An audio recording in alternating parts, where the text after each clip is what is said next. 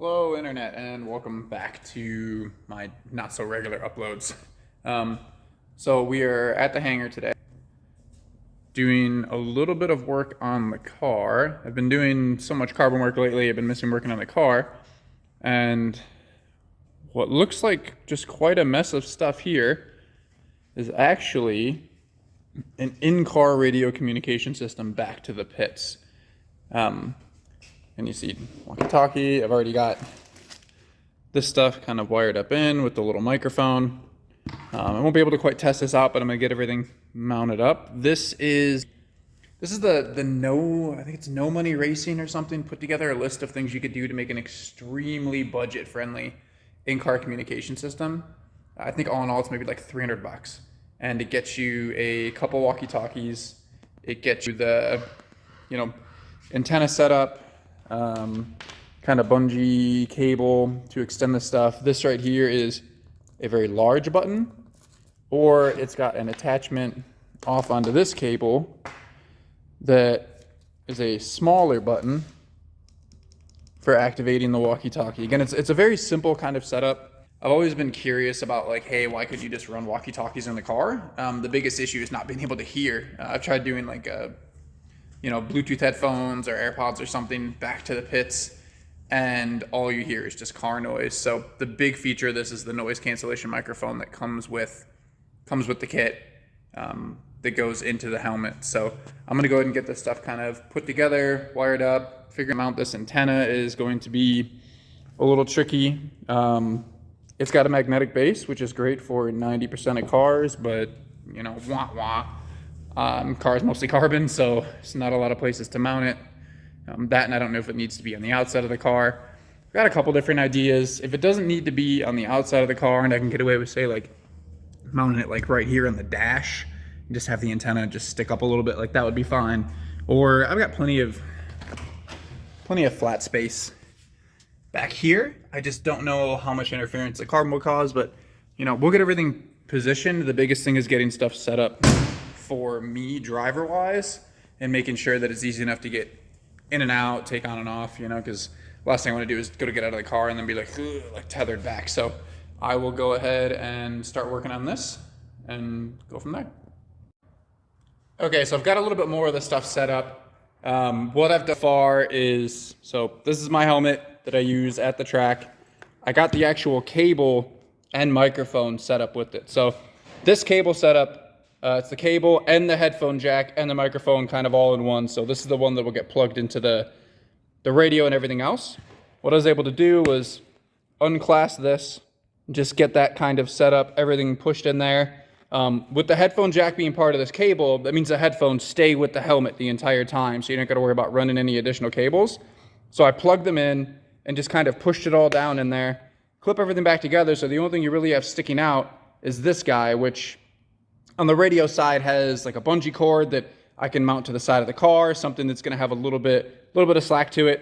And then when you take your helmet off, you just, you can when you keep the headphones on, pull the helmet off, and then toss them inside the helmet like you see with, most radio communication systems. Again, I don't know why I thought that this headphone setup was going to be separate, and I had an extra cord sticking out of here that I was to remember to plug in or tuck into my suit. But with this, literally just put the helmet on. You can leave the slack hanging or just tuck it into the top of your suit and you're good to go.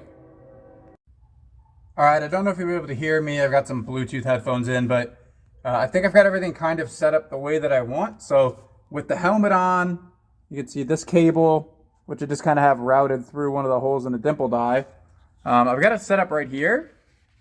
But again, this is pretty simple, disconnect, try and do this one-handed, which will let me know if it's simple or not. But yeah, reconnect. So real simple. I've got a little bit of extra slack here. I've got it set so I can just move that out of the way. Now there's no extra slack. Or if I needed to, I can pull it extra slack, put it up here. Whatever's going to be the easiest. Could probably route this up real high and do some sort of bungee cord thing. But I've got full movement because it's a bungee cable and no problems.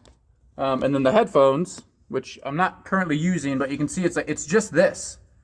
So that would go into your suit underneath, out of the way of the strap, out of the way of the Hans device. Flip this around here. The way I have everything set up right now is I have the radio over here. So just turn it on in the pits. I've got the antenna mounted back there. You might not be able to see it, but I'm hoping that'll work because it's out of the way.